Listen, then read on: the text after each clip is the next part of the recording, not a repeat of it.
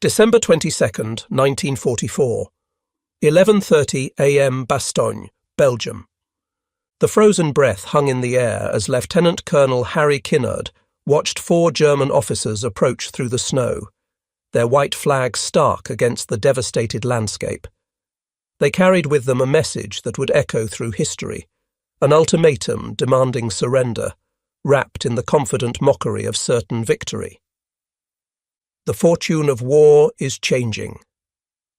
This time, the USA forces in and near Bastogne have been encircled by strong German armoured units. There is only one possibility to save the encircled USA troops from total annihilation. That is the honourable surrender of the encircled town. The German officers waited, supremely confident. They had every reason to be. 18,000 Americans were trapped, surrounded by approximately 30,000 German troops with hundreds of tanks. No supplies could reach them. The weather had grounded all Allied aircraft. The nearest relief forces were over 100 miles away. What they didn't know was that 130 miles to the south, General George S. Patton had just made a promise so audacious that even Eisenhower thought he was joking. A promise that would require moving an entire army through impossible winter conditions faster than any military force had ever moved before. The mathematics of war were about to be rewritten not by superior numbers or better equipment, but by the collision of German overconfidence with American determination, and by the sheer audacity of a general who refused to believe in the word impossible. The transformation had begun 6 days earlier, in the pre-dawn darkness of December 16, 1944. At precisely 5:30 a.m., the Ardennes forest erupted with a violence that hadn't been seen on the Western Front since 1940. 1,600 German artillery pieces opened fire simultaneously along an 80-mile front, their shells screaming through the frozen air toward unsuspecting American positions. Among them was Private First Class Robert Leckie of the 99th Infantry Division, who would later write in his diary, "The earth shook beneath us. Trees exploded into splinters. The very air seemed to scream. We had been told the Germans were finished. We had been told wrong." This was Operation Wacht am Rhein, Watch on the Rhine, Hitler's last desperate gamble to reverse the tide of war. In absolute secrecy, the Wehrmacht had assembled 410,000 troops, 1,400 tanks and assault guns, and 2,600 artillery pieces. They had moved this massive force through the dense Eifel forests at night, maintaining radio silence, using horses to move supplies to avoid engine noise. General Major Heinz Kokott, commanding the 26th Volksgrenadier Division, recorded the moment before the attack. The soldiers stood silent in the darkness, their breath freezing in clouds before their faces. They knew what was at stake. This was not just another offensive. This was our last chance. The target was the weakest point in the Allied line. 4 American divisions spread thin across difficult terrain, many of them new to combat or recuperating from earlier battles. The Germans achieved complete tactical surprise.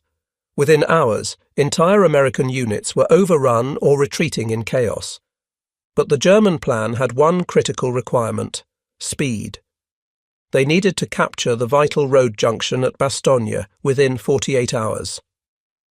7 major roads converged there, roads that German tanks needed to reach their ultimate objective, the port of Antwerp, 125 miles away.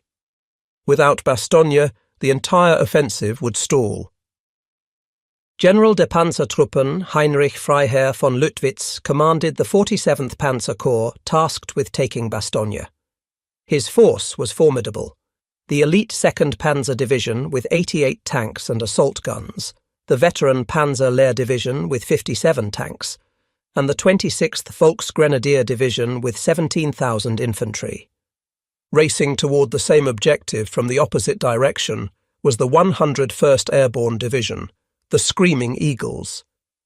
They had been resting in Reims, France, recovering from 72 days of combat in Holland when the call came. No winter clothing, no time to prepare, just grab your weapons and get on the trucks. December 17th, 9 p.m. The temperature had dropped to 14 degrees Fahrenheit as the first trucks carrying the 101st Airborne rolled through the darkness toward Bastogne. Private Donald Burgett of the 506th Parachute Infantry Regiment remembered the journey vividly. We passed endless columns of American troops heading the opposite direction, retreating. Some had no weapons. Many had no helmets. They shouted at us through the darkness, "Go back! Go back! They'll kill you all!" One soldier, his eyes wide with terror, grabbed my arm and said, "There's thousands of them! Tigers, panthers, everything." I pushed him away. We weren't going back. The convoy stretched for miles, 380 trucks carrying the division through the night. They had no idea what they were heading into. Maps were scarce. Intelligence was contradictory. All they knew was that they had to reach Bastogne before the Germans. The 101st Airborne Division had an effective strength of 805 officers and 11,035 enlisted men, a total of 11,840. This included 4 infantry regiments, the 501st, 502nd, and 506th Parachute Infantry Regiments, plus the 327th Glider Infantry Regiment, along with 4 artillery battalions and various support units.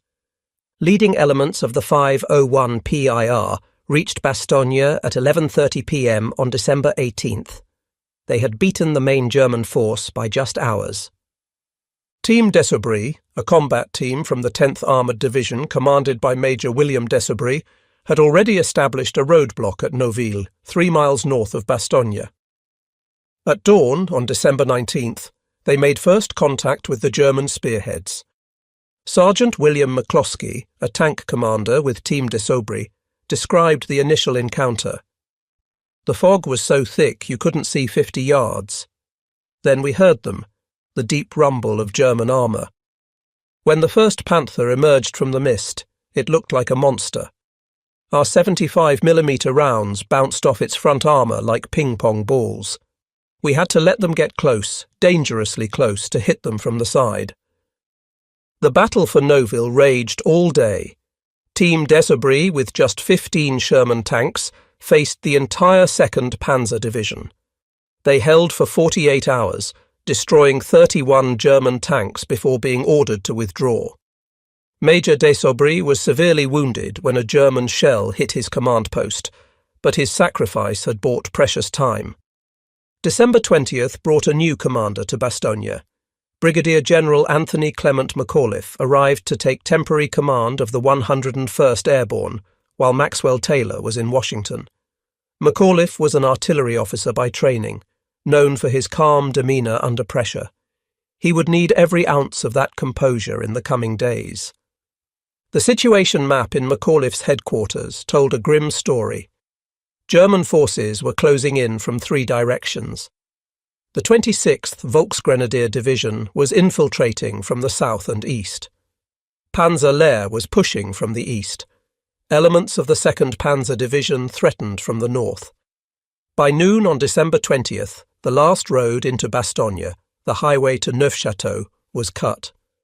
Captain Richard Winters of Easy Company, 506 PIR, positioned his men in foxholes along the perimeter. We could hear German tanks moving in the darkness beyond our lines. The men were digging their foxholes deeper, using helmets and bare hands when entrenching tools broke in the frozen ground. The temperature was near 0. Men's feet were already turning black from frostbite. Inside Bastogne, the civilian population of 3,000 huddled in cellars as German artillery began systematically destroying the town. Renée Lemaire, a 30-year-old Belgian nurse, worked tirelessly in the aid station on Rue Neufchâteau, caring for both American and German wounded. She would not survive the siege. The defenders of Bastogne now numbered approximately 18,000 men. The 101st Airborne Division, with its 11,840 personnel, Combat Command B of the 10th Armoured Division, under Colonel William Roberts with approximately 40 operational tanks and 2,800 men, the 705th Tank Destroyer Battalion with their M18 Hellcats, the All-African American 969th Artillery Battalion, and various other artillery and support units. December 21st dawned with visibility less than 100 yards. Thick fog mixed with snow, creating a white shroud that made movement nearly impossible. The U.S. Army Meteorological Report described conditions as extremely adverse for any military operations. For the Germans, this weather was a gift. It grounded the Allied fighter-bombers that had terrorized German columns since D-Day. Oberstleutnant von Lauchert, commanding elements of the 2nd Panzer Division, noted, "The weather is our ally." Without their aircraft, the Americans are just men like us, and we have more tanks. But the weather cut both ways. German tanks struggled through the mud created by alternating freeze and thaw cycles. Fuel consumption doubled as vehicles fought through the mire. Supply trucks jackknifed on icy roads. Wounded men froze to death before medical aid could reach them. Inside Bastogne's perimeter, ammunition was running dangerously low. The artillery was rationed to 10 rounds per gun per day. Medical supplies were virtually exhausted after the capture of the medical company on December 19th. Morphine had to be reserved for only the most severe casualties. Food supplies dwindled to 1 meal per day. Private First Class James Sims of the 101st later recalled, "We were eating snow for water. My buddy next to me in the foxhole had his feet frozen to his boots. When the medic finally cut them off, his toes came off with them. He didn't even cry. He was beyond feeling anything." 130 miles south of Bastogne, at Verdun, a very different scene was unfolding on December 19th. In a cold, damp French barracks heated by a single pot-bellied stove, Supreme Commander Dwight D. Eisenhower had called an emergency conference of his senior commanders. The room was filled with the top brass of the Allied forces: Field Marshal Bernard Montgomery, Lieutenant General Omar Bradley, and Lieutenant General George S. Patton. Major General Kenneth Strong, Eisenhower's intelligence chief, had just finished briefing them on the German breakthrough. The silence that followed was oppressive. Eisenhower broke it with words that would define the American response. "The present situation is to be regarded as one of opportunity for us and not of disaster. There will be only cheerful faces at this conference table." Patton immediately grinned. "Hell, let's have the guts to let the sons of bitches go all the way to Paris. Then we'll really cut them off and chew them up." Eisenhower turned serious. "George, I need you to attack north. How quickly can you disengage from your current offensive and pivot toward Bastogne?" What Patton said next stunned every officer in the room. "I can attack with 3 divisions in 48 hours. The room erupted in disbelief. Air Chief Marshal Arthur Tedder actually laughed. Moving an entire corps 90 degrees in winter conditions across 100 miles of icy roads in 48 hours. It was impossible. Eisenhower's face flushed. "Don't be fatuous, George. If you try to go that early, you won't have all 3 divisions ready and you'll go piecemeal. You'll be destroyed." But Patton wasn't boasting. For 3 days, his brilliant operations officer, Colonel Oscar Koch, had been warning him about the German build-up in the Ardennes. Patton had already prepared 3 different operational plans for exactly this contingency. He had pre-positioned fuel dumps, ammunition supplies, and medical units along potential routes north. "I'm not being fatuous, Ike," Patton replied calmly. "I've already issued preliminary orders. My staff is working on 3 possible axes of advance. All I need is your word." He pulled out a map and showed Eisenhower the routes. "I'll use Milliken's 3rd Corps. The 4th Armoured will lead, followed by the 26th and 8010th Infantry Divisions. We'll hit them from Arlon, drive through to Bastogne." Eisenhower studied the map. The distance was staggering, the weather was abysmal, the roads were sheets of ice. But Bastogne had to be relieved. "When can you start?" "December 22nd, morning." "Do it." As Patton left the meeting, he called his headquarters with a pre-arranged code word: "Play ball." Those 2 words set in motion one of the most remarkable operational maneuvers in military history. Within hours, 133,000 vehicles began moving north. The entire Third Army, 250,000 men, had to be reoriented. Supply dumps that had been positioned for an offensive into Germany had to be relocated. 20,000 miles of telephone wire had to be restrung. Artillery positions calculated for one direction had to be completely recalculated for another. Lieutenant Colonel Creighton Abrams, commanding the 37th Tank Battalion of the 4th Armoured Division, received his orders at 7 p.m. on December 19th. His unit had to move 150 miles in 19 hours through a blizzard. "We drove with blackout lights through the night," he later recalled. Tank commanders stood in their turrets freezing, guiding drivers who couldn't see the road. Men fell asleep standing up and had to be physically shaken awake. The logistics were staggering.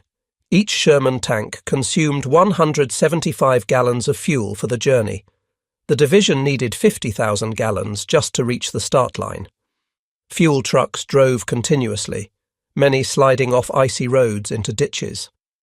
When trucks broke down, fuel was transferred by hand using 5-gallon jerry cans. Master Sergeant Frank Carusello of the 4th Armoured's Maintenance Company worked for 72 straight hours.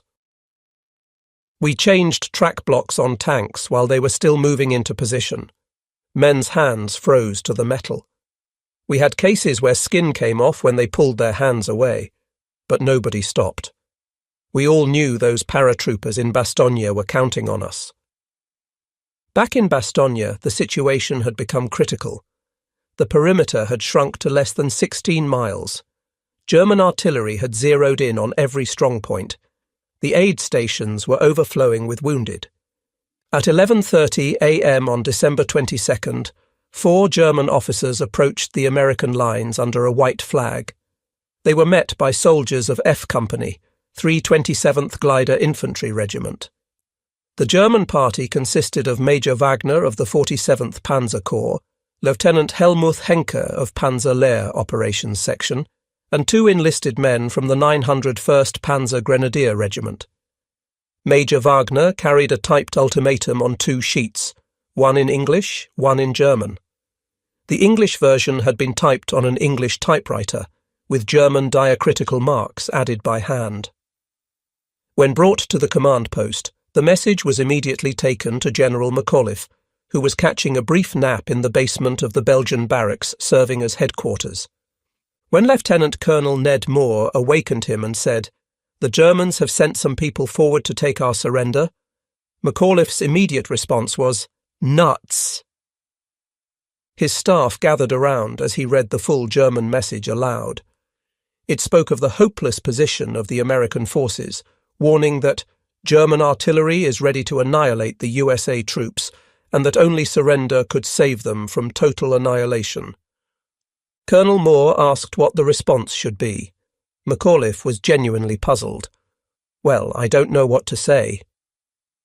Lieutenant Colonel Harry Kinnard spoke up. "What you said first would be hard to beat, General." McAuliffe laughed. "You mean nuts?" The room erupted in agreement. McAuliffe sat down and penned the response that would become legendary. To the German commander, nuts. The American commander. When Colonel Joseph Harper delivered the response to the waiting German officers, they were confused. "Nuts? What does this mean?" Harper couldn't resist. "It means go to hell. And I'll tell you something else. If you attack again, we'll kill every goddamn German that tries to break into this city." Major Wagner stiffened. "We will kill many Americans. This is war." "On your way, bud," Harper replied, "and good luck to you." General Hasso von Manteuffel, commander of the 5th Panzer Army, later admitted he was surprised the ultimatum was even sent. "Panzer Lehr Division sent a parlementaire to Bastogne without my authorization. The demand to surrender was refused, as was to be expected." The German reaction to McAuliffe's defiant response was swift and brutal. That evening, the Luftwaffe launched its first major bombing raid on Bastogne. For the defenders in their foxholes, it was a preview of hell. Corporal Walter Gordon of Easy Company described the bombing. The ground shook like an earthquake. Trees burst into flames. Shrapnel whizzed through the air like angry hornets. We pressed ourselves into the frozen earth and prayed. The temperature plummeted to near 10 degrees Fahrenheit. In the foxholes along the perimeter, men took turns sleeping to prevent freezing to death. They learned to urinate in empty ration cans rather than leave their holes. Exposure for even a few minutes could mean death from sniper fire or frostbite. Food had become desperate. The official ration was 1 K-ration per day, about 2,800 calories when men needed 4,000 in the extreme cold. Soldiers learned to save the wax-coated cardboard from ration boxes. It burned long enough to heat a canteen of snow into drinkable water. Technical Sergeant Donald Malarkey found a creative solution. We discovered that the dead German horses, there were hundreds of them, were frozen solid, fresh meat. We'd hack off chunks with bayonets and cook them over fires made from broken ammunition boxes. It tasted terrible, but it kept us alive. December 24th brought both hope and horror to Bastogne. The weather had finally begun to clear, raising hopes for aerial resupply. But it also enabled the Luftwaffe to launch its most devastating raid. At 8:30 p.m. on Christmas Eve, German bombers appeared over Bastogne. One of their bombs scored a direct hit on the aid station where René Lemaire was working. The building collapsed, trapping dozens of wounded soldiers and medical personnel. Corporal Kenneth Moore was outside when the bomb hit. I heard the explosion and ran toward the building. Where the aid station had been was just a pile of rubble. We could hear voices underneath, men crying for help, calling for their mothers. We dug with our bare hands through the night, pulling out bodies. Miss Lemaire was dead. She had stayed with the wounded who couldn't be moved. 30 American soldiers died in that one bombing, along with the Belgian nurse who had become a symbol of hope for the wounded. Augusta Chiwi, a Congolese-Belgian nurse, survived and continued treating wounded for 30 straight hours after the bombing. As Christmas Eve turned to Christmas Day, Patton's Third Army was struggling through blizzard conditions. The attack that had begun on December 22nd was behind schedule. The 4th Armoured Division had advanced only 7 miles in 3 days. Patton, never one for traditional military solutions, had summoned his chaplain, Colonel James O'Neill, on December 22nd. "Chaplain, I want you to publish a prayer for good weather. I'm tired of these soldiers having to fight mud and floods as well as Germans. See if you can't get God to work on our side." O'Neill was dubious. "Sir, it's going to take a pretty thick rug for that kind of praying." "I don't care if it takes a flying carpet," Patton replied. "I want you to get up a prayer for good weather."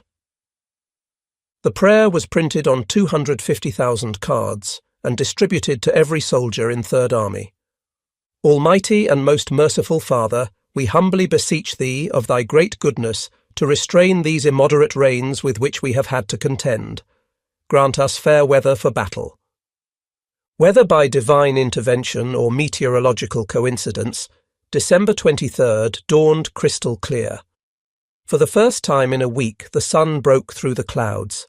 The weather break was miraculous.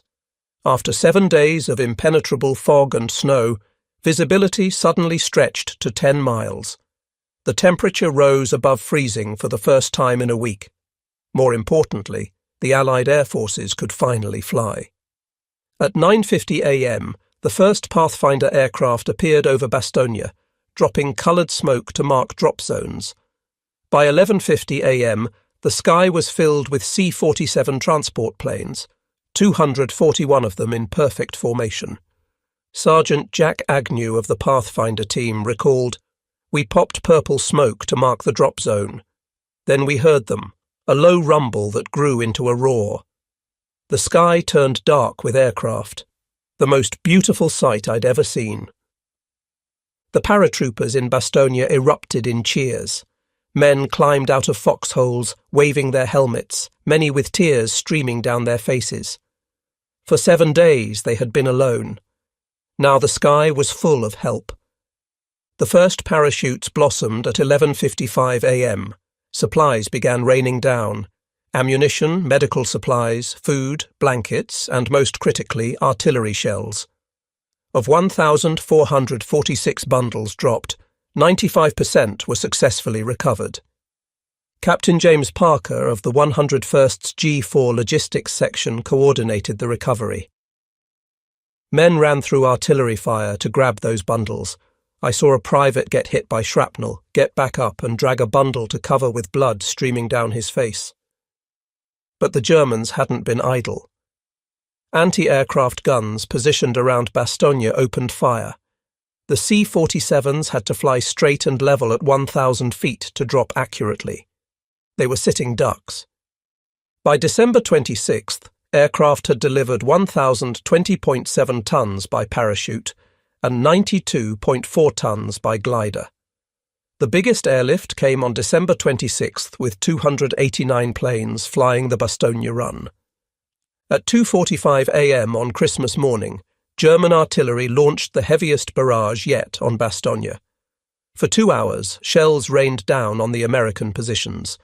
Then, at 5:30 a.m., 18 Panzer Mark IV tanks of the 15th Panzer Grenadier Division, accompanied by infantry in white camouflage, attacked the western perimeter.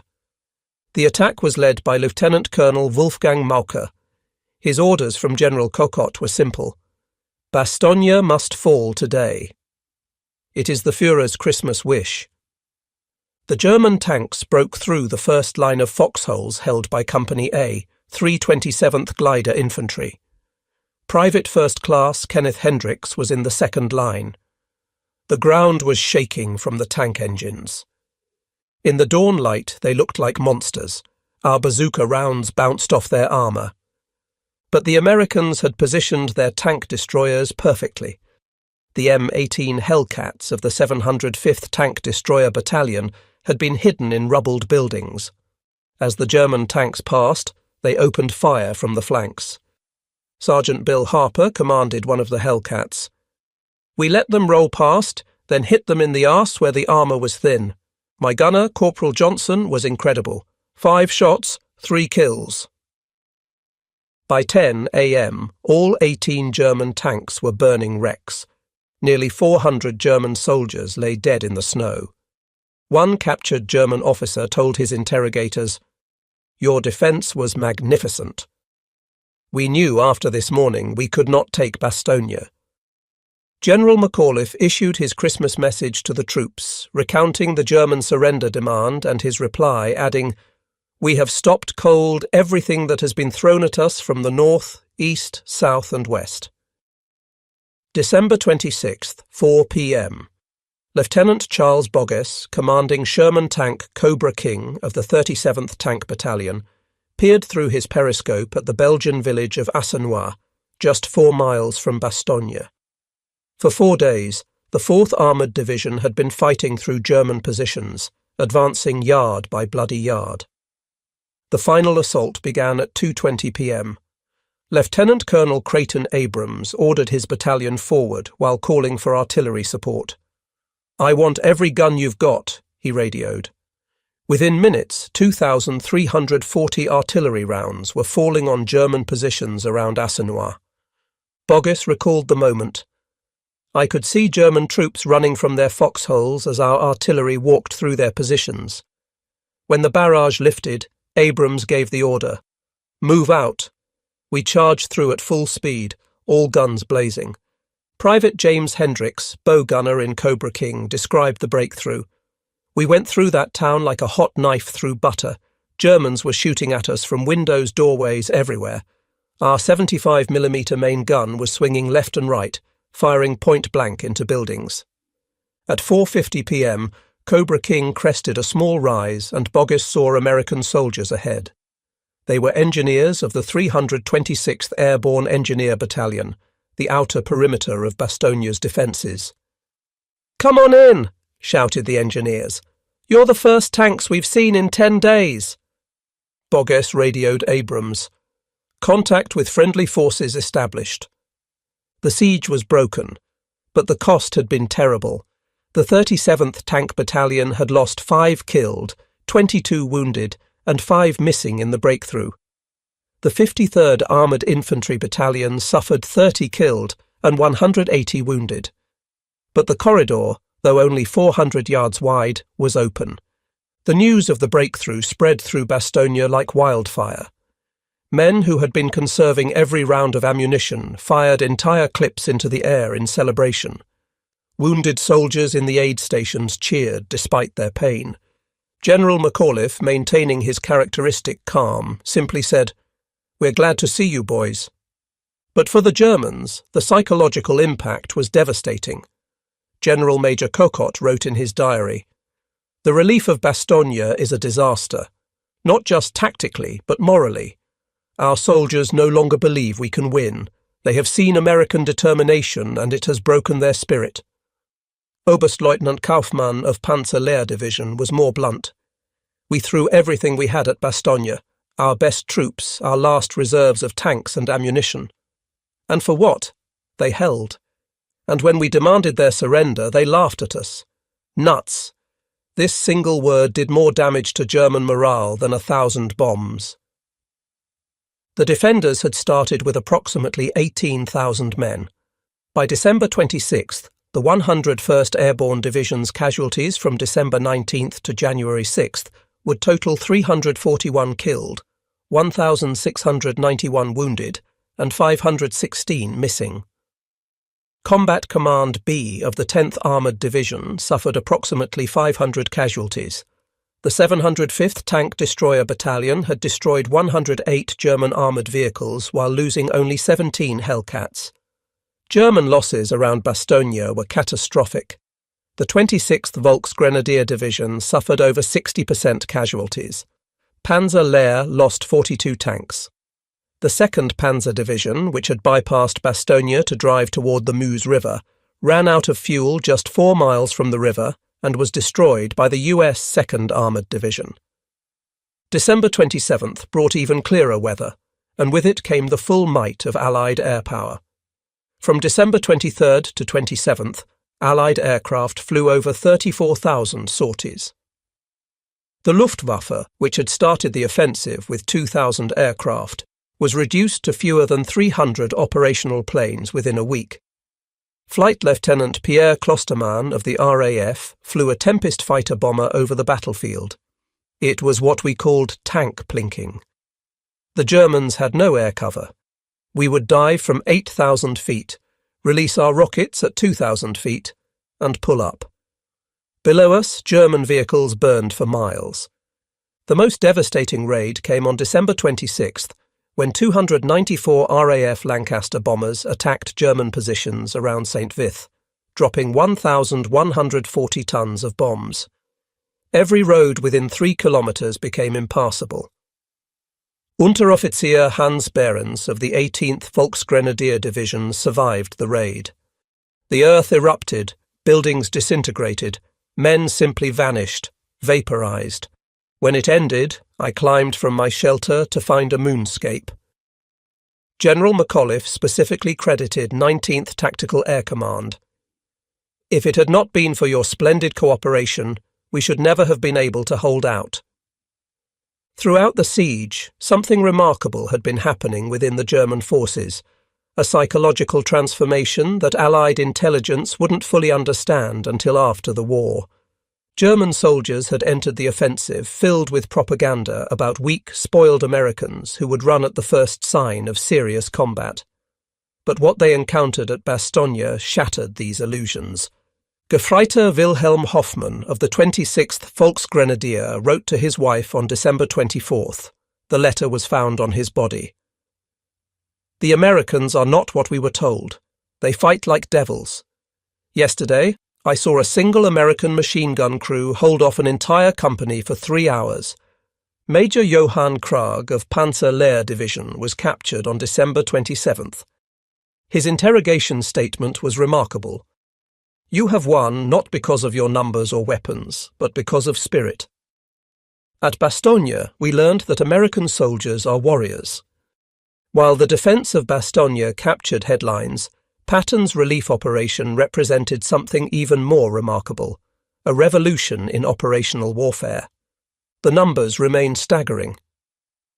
In 72 hours, Patton's Third Army had moved 250,000 men across 100-plus miles of icy roads, repositioned 133,000 vehicles without a single major traffic jam, laid 20,000 miles of telephone wire, established 70 new ammunition supply points, created 40 fuel dumps with 500,000 gallons of gasoline, set up 20 field hospitals, delivered 4,000 tons of ammunition, distributed 62,000 maps. Colonel Oscar Koch, Patton's G2 intelligence officer, later wrote, "What Patton achieved in those 3 days should have been impossible. We calculated it would take a minimum of 6 days just to plan such a movement." The secret was preparation. Unknown to most, Patton had been wargaming this exact scenario for 2 weeks. When other generals dismissed the possibility of a German offensive, Patton had ordered his staff to prepare detailed contingency plans. The medical achievements during the siege deserve special recognition. Despite the capture of most medical supplies and personnel on December 19th, doctors and medics saved lives at remarkable rates. Major René Bowman, chief surgeon of the 101st Airborne, performed 167 operations in 10 days, many without proper anaesthetic. We operated by candlelight when the generators failed. We used cognac from Belgian homes when the morphine ran out. Technical Sergeant Eugene Rowe of Easy Company treated over 200 wounded men during the siege, often crawling through artillery bombardments to reach casualties. He never carried a weapon, only medical supplies. The successful defence of Bastogne and Patton's relief operation had consequences far beyond the tactical victory. Hitler's grand offensive, meant to split the Allied armies and recapture Antwerp, had been stopped cold. Field Marshal Gerd von Rundstedt, overall German commander in the West, admitted in his post-war interrogation, "Bastogne was the graveyard of the Ardennes offensive. We needed that road junction by December 18th. When the Americans held for a week, then were reinforced, we knew the offensive had failed." The Germans had committed their entire strategic reserve, 25 divisions, to the offensive. In 6 weeks of fighting, they suffered between 81,000 and 98,000 casualties, lost over 600 tanks and assault guns, and 1,000 aircraft. These were losses Germany could never replace. American casualties were also severe, approximately 75,000 killed, wounded, or missing, with 19,000 killed. But America could replace these losses. By January 1945, fresh divisions were arriving from the United States at the rate of 1 per week. More importantly, the offensive had exhausted Germany's last reserves. When the Soviets launched their winter offensive on January 12, 1945, Germany had no strategic reserves to shift east. The path to Berlin was open. The Battle of Bastogne created legends that endure to this day. McAuliffe's "nuts" reply entered American military folklore as the epitome of defiance. Patton's relief march became a textbook example studied in military academies worldwide. In December 1984, veterans from both sides returned to Bastogne for the 40th anniversary. Former enemies met as friends. General McAuliffe, then 87, gave the keynote speech. "We fought here not for conquest, but for freedom. We fought not from hatred, but from duty, and when it was over, we helped rebuild what war had destroyed." Former Hauptmann Hans Detmer of the 26th Volksgrenadier Division, who returned for the anniversary, said, "I came here as a conqueror in 1944. I return as a friend. The Americans we fought showed us what democracy really means, not weakness, but strength." Today, the Mardasson Memorial stands on a hill overlooking Bastogne, a star-shaped monument honouring the 76,890 American soldiers killed in the Battle of the Bulge. Every December 16th at 5:30 a.m., the exact moment the German offensive began, bells ring throughout Bastogne. In the town square stands Sherman tank Barracuda from the 11th Armoured Division. Children play on it, climbing over the same armour that liberated their grandparents. Vincent Speranza, the paratrooper who brought beer to wounded soldiers, returned many times to Bastogne before his death. The town brewery created airborne beer in his honour. At his final visit in 2019, at age 96, he raised a glass and said, "To the boys who didn't come home, to the people who never forgot, to freedom." The final statistics of the Bastogne operation remain staggering. American forces at Bastogne initial garrison, 18,000, including 11,840 from 101st Airborne. Combat Command B, 10th Armoured, 40 operational tanks. Total American casualties at Bastogne, approximately 4,500. German forces committed to Bastogne. Initial force, 25,000 to 30,000. Eventually increased to approximately 55,000. German casualties around Bastogne, 15,000 plus. Tanks lost, over 100. Patton's relief force, 250,000 men pivoted north. 133,000 vehicles moved. 100-plus mile advance in winter conditions. Breakthrough achieved in 5 days. Supply operations 1,200 tons delivered by air. 961 C-47 sorties flown. 241 aircraft on December 23rd alone. 95% recovery rate of air-dropped supplies. Weather data 168 consecutive hours below freezing. Lowest temperature approximately 10 degrees Fahrenheit. Visibility December 19th to 22nd, less than 100 yards. Clear weather began December 23rd. Winston Churchill, addressing Parliament in January 1945, declared, "This is undoubtedly the greatest American battle of the war, and will, I believe, be regarded as an ever-famous American victory." Field Marshal Bernard Montgomery admitted, "The Americans at Bastogne wrote one of the finest chapters in military history. Their stand will be remembered as long as men honour courage." But perhaps the most fitting tribute came from former Wehrmacht General Heinrich von Luttwitz, whose 47th Panzer Corps had surrounded Bastogne. In 1954, visiting the memorial, he saluted and said, "They were magnificent enemies who became better friends. They fought not for conquest, but for principle. That is why they deserved to win."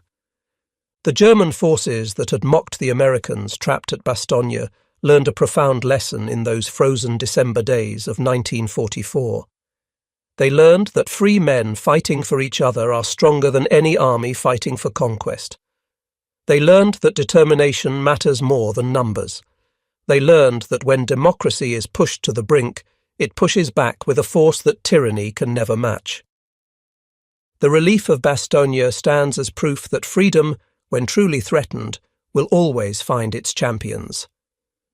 In December 1944, those champions wore the Screaming Eagle of the 101st Airborne and the Triangle of Patton's Third Army. They were teenagers from Iowa farms and New York tenements, from Texas ranches and California factories. They were America. On a quiet hill outside Bastogne stands a foxhole, preserved exactly as it was in December 1944. A plaque beside it bears a simple inscription, words spoken by a young paratrooper whose name is lost to history but whose spirit lives forever. "They've got us surrounded, the poor bastards." That magnificent defiance, that refusal to accept defeat even when defeat seemed certain, that was the spirit of Bastogne. It was the spirit that held the line against tyranny. It was the spirit that brought Patton's tanks roaring through the snow. And when the moment came, when freedom itself hung in the balance, they answered with a word that will echo through eternity: nuts. The German mockery died in the snow around Bastogne, buried beneath the thunder of Patton's advancing tanks and the unconquerable spirit of surrounded paratroopers who simply refused to quit. In its place grew respect, then admiration, and finally friendship. The fortress of democracy had held, the arsenal of freedom had triumphed, and in that triumph the future of the free world was secured.